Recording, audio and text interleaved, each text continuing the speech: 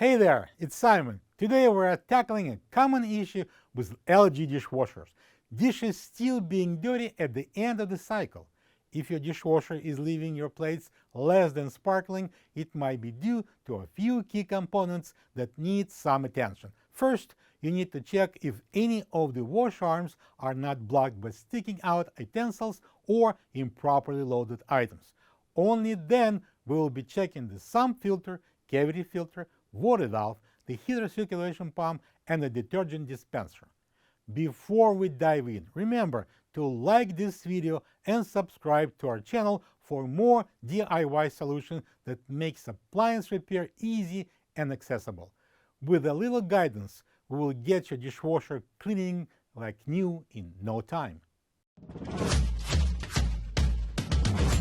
With over 2 million products in stock and the know-how to help you to do it yourself, we are AppliancePartsPros.com. For this job, we're going to need a Phillips screwdriver, a flat blade screwdriver, and a multimeter. Also, please remember that safety comes first. Don't forget to unplug your dishwasher or turn the breaker off. And just to be on the safe side, turn the water supply off. The sump filter is mounted at the bottom of the cavity next to the spray arm. It plays a very important role in the dishwashing process. Water is filtered before it gets inside the circulation pump and recycled back into the cavity. If the sump filter and or the cavity filter is clogged, water won't circulate properly, leaving dishes dirty. You are supposed to check and clean filters after each load, especially if you have guard water. Remove the lower rack. Unscrew the sump filter by turning it counterclockwise and remove both filters out. If they are clogged with calcium deposits, soak them in a white vinegar overnight and then clean them. The cavity filter normally gets cleaned fine, but the sump filter could be clogged beyond cleaning or even damaged. In that case, get a new one and wash it regularly. If your LG dishwasher is not filling up with water and you have an error code IE or there is less water than usual, it's time to check the water inlet valve. But before going to any trouble at all, check if the water supply is open. If it's closed for some mysterious reason, open it and consider this as your lucky day. Open the door and locate two mounting brackets at the top. Remove two Phillips screws from the brackets and pull the dishwasher out and turn it to the left to expose the main PCB. Using the flat blade screwdriver, release two clips and pry the PCB up and out. Turn it over and place it down. Unscrew the Phillips screw and remove the metal cover. Locate the plug WH6 and disconnect it using the flat blade screwdriver. One of the best tools that you can have in your toolbox is a multimeter, and we would love to show you how this device works and how you can benefit from using it. Check out the video in the description. Extreme care should always be taken to protect against electric shock, which could potentially result in serious injury. Please do not test live voltage if you are uncomfortable using a multimeter around live voltage. Set your meter to resistance, horseshoe sign, and insert probes in gray 5 and red 6 connectors. The correct reading should be about 25 ohms. No proper resistance or open circuit, replace the valve. Next, we are going to check the PCB voltage output. Connect the plug, leave the probes in the same places, and set the meter to volts DC, letter V with two lines. Then make sure the dishwasher is empty and the door is closed and plug it in. Initiate the self-test mode by pressing at the same time power, auto, and start buttons. All the LEDs should light up. Press the start button 5 times, and the water valve should get energized and water enter the dishwasher. When the start button is pressed the 5 times, the meter should read about 8 volts DC. If we have this 8 volts DC displayed, but water is not coming in, the valve is doomed. Small tip: before ordering a new water valve, check if the filter inside the valve intake is not blocked with debris. You'll need to take out these 4 Phillips screws, pull out the inlet, and check inside the body. The circulation pump has a dual purpose. It recycles water inside the dishwasher and heats it up while doing that. The pump is mounted underneath the sump. Don't forget to unplug the dishwasher for this test.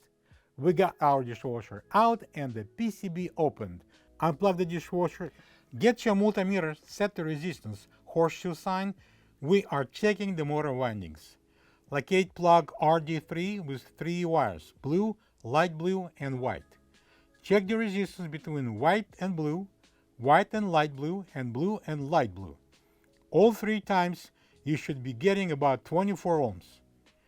Leave the probes in the blue and light blue and then set your meter to volts AC. Letter V with a wavy line. Plug the dishwasher in and press power, auto, and start buttons at the same time to initiate the self-test mode. All of the LEDs illuminate and we can proceed with the test. Press the start button 6 times. The washing motor should come on and reading on the meter should be around 100 volts AC. Switch probes around to check the proper voltage in all 3 pins. If the motor is not running but you've got proper voltage, replace the circulation motor. No voltage, the PCB is a gunner. Next we are testing the heater. Unplug the dishwasher first. Locate the black PL3 and blue PL2 relays on the PCB. Set meter to resistance, horseshoe sign, and insert probes in brown and blue wires. The normal resistance should be around 12 ohms. Next, set the meter to volts AC.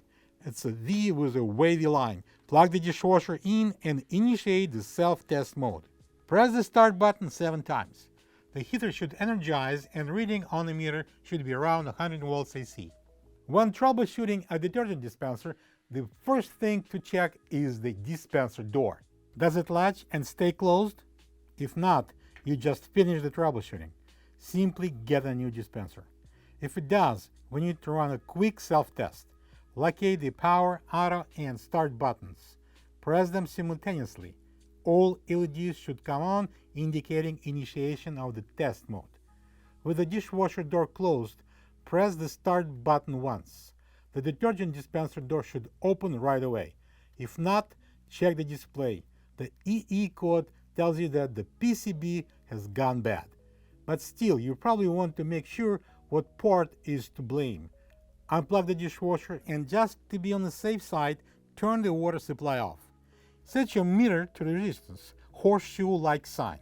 Locate the WH6 plug and insert the probes in pins 3 and 4, black and red connectors.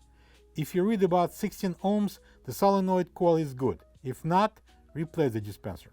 Set the meter for volts DC, letter V with double line on top. Keep the probes in the same slots. Plug the dishwasher in, close the dispenser door, and close the dishwasher door. Next, we are going to initiate the self-test mode. For our model, we need to press power plus auto plus start buttons simultaneously. All LEDs should light up. Press start once. The dispenser door should open and the meter should read about 12 volts DC. If the meter reads proper voltage but the dispenser door stays closed, replace the detergent dispenser assembly. If there's no voltage, replace the PCB. We did all the necessary testing and figure out the problem. It's the clogged water filter. Let's get right to it. This is the old Sump filter next to the new one. If you don't have this part, you can get it from appliancepartspros.com. Slide in the cavity filter and then install the Sump filter and turn it clockwise to lock. Slide the lower rack in, close the door, plug the dishwasher in, make sure water is open, and load it up. Once you've pinpointed the issue and determined which part needs replacing, make sure to jot down your dishwasher's model number and visit appliancepartspros.com. You'll find the exact parts you need, and with most orders arriving within a couple of days, you will be back to enjoying spotless dishes in no time. After completing your repair, we would love to hear from you. Feel free to share how it went in the comments below. Thank you for watching, and remember, we are here to help make appliance repair as straightforward as possible.